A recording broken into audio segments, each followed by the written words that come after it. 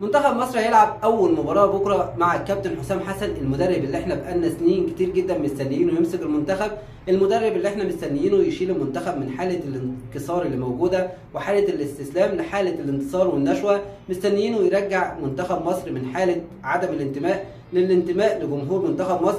فاحنا مستنيين كتير جدا من كابتن حسام حسن، ومباراه بكره كلنا هنستنى نقيم المنتخب ونشوف عمل ايه.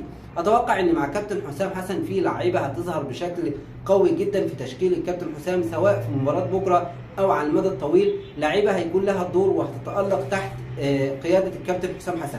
اول لاعب في اللعيبه دي هو محمود حسن تريزيجيه. اتوقع ان تريزيجيه تحت قياده الكابتن حسام حسن هيظهر بشكل ملفت للغايه، رغم ان هو اصلا مع المنتخب دي يمكن يكون اكتر لاعب مؤثر، لكن نضيف على كده ان تريزيجيه هيبقى مع المنتخب او مع حسام حسن اساسي في كل مباراه، هيقدر ان هو يصنع الفرق في كل مباراه. روح محمود حسن تريزيجيه مع طريقه لعب الكابتن حسام حسن وروح الكابتن حسام حسن مع الكره الثانيه اللي بيلعب عليها الكابتن حسام حسن في بعض الاوقات او في اغلب الاوقات. ممكن كمان تريزيجيه تلاقيه من المتابعه الجيده اللي بيعملها، من التمركز الصحيح، من انه بيقدر يسحب الفريق بالكره لقدام، والجرأه والروح انه اللي موجوده عنده بيقدر يكون ايجابي ويروح على المرمى. فده مع كابتن حسام حسن هيظهر بشكل كويس جدا، رغم ان هو اصلا في المنتخب بيكون التوب، لكن اتوقع ان هو يتالق اكتر مع كابتن حسام حسن. رقم 2 امام عاشور. روح امام عاشور وشخصيه امام عاشور والجرأه اللي عند امام عاشور تخليه يكون مع حسام حسن بروح كابتن حسام حسن وتعليماته، يقدر ان هو يوصل في حته ثانيه مع المنتخب.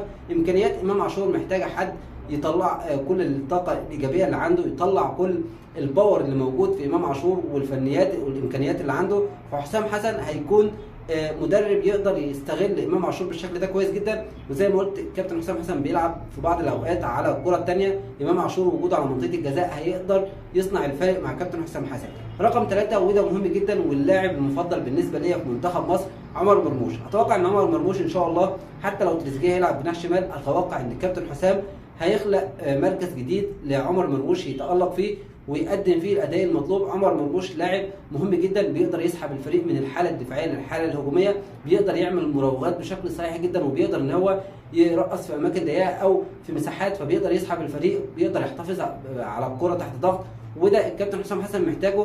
اكيد عمر مرموش هيكون له نصيب كبير جدا في التالق مع كابتن حسام حسن. حتى لو تريزيجيه يلعب اساسي اتوقع ان هو ممكن يلعب بيه جناح يمين او يلعب بيه كمان في نص الملعب مع امام عاشور.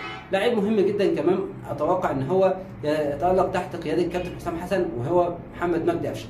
لو كابتن حسام حسن هيقرر ان هو يلعب بصانع العاب، فتوقع ان قفشه هيقدر ان هو يقدم الدور المطلوب منه، واتوقع ان قفشه هيقدر يقدم الدور اللي الكابتن حسام عايزه، وهيقدر يتالق بشكل كبير جدا ويكون له نصيب مع الكابتن حسام حسن من التالق. كمان اتوقع ان لو اكرم توفيق اثبت نفسه في الاهلي ولعب بشكل ثابت في الاهلي وبقى موجود في منتخب مصر، هيتالق بشكل كبير جدا مع كابتن حسام حسن، وده نظرا لامكانيات اكرم توفيق وروح اكرم توفيق وشخصيه اكرم توفيق اللي محتاجها حسام حسن داخل الملعب. دي لعيبه متوقع ان هي تتالق مع كابتن حسام بشكل كبير جدا. امام عاشور وتريزيجيه وعمر مرموش وقفشه وكمان ممكن اكرم توفيق. بالنسبه لتشكيل منتخب مصر بكره اتوقع انه ممكن يلعب بتشكيل في حراسه المرمى مصطفى شوبير، باك يمين محمد هاني، قلبين الدفاع حجازي ومحمد عبد المنعم، باك شمال محمد حمدي. في نص الملعب لو هيلعب باثنين ديفندر حمدي فتحي مع امام عاشور، وقدام منهم قفشه. على اليمين زي ما قلت عمر مرموش، وعلى الشمال محمود حسن تريزيجيه، وراس الحربه مصطفى محمد. ده بالنسبه لتشكيل منتخب مصر اللي اتمناه بكره ان شاء الله. اشوفكم في فيديو جديد ان شاء الله. اتمنى من كل واحد بيشوف الفيديو ده لو لسه اول مره بيشوف قناتي تشترك في القناه، فعل الجرس، سيب لايك، كومنت الفيديو، وان شاء الله اوصلك كل جديد.